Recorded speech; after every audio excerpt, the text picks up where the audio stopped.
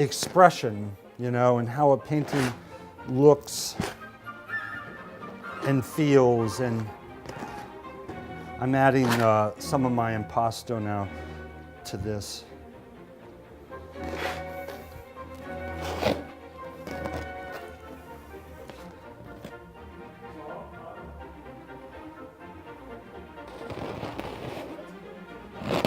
Now, this technique is what you would call sgraffito. It's Italian. It was invented around the same time as the impasto technique. With how I create landscape, I use sgraffito. I want to scrape, but I also want some of the residue from what I've scraped to stay on the painting, because that gives an interesting effect, you know. And you can get marks that you really could not even plan.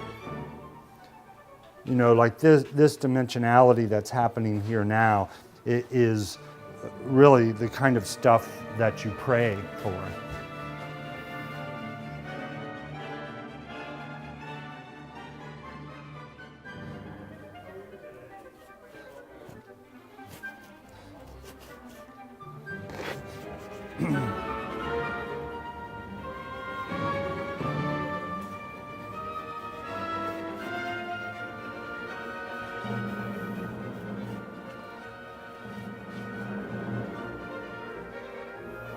See, this already looks a lot more interesting.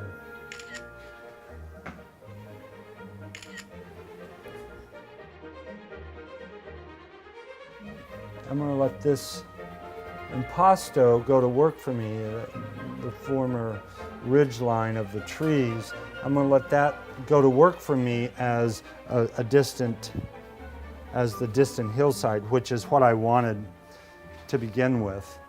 I started working with impasto and kept pushing the boundaries. Impasto was a way for me to represent the world and the way I view the world. And the way I view the world is, it's a very tactile environment that we're in all the time, you know. And I always want to touch a flower, or I always want to touch that hillside that's out there. And it always looks very dimensional to me. And so in my painting, I started experimenting with the idea of that and how do I make it work.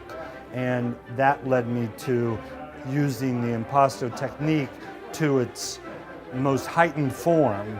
And the net result has been what's known now as sculptural painting.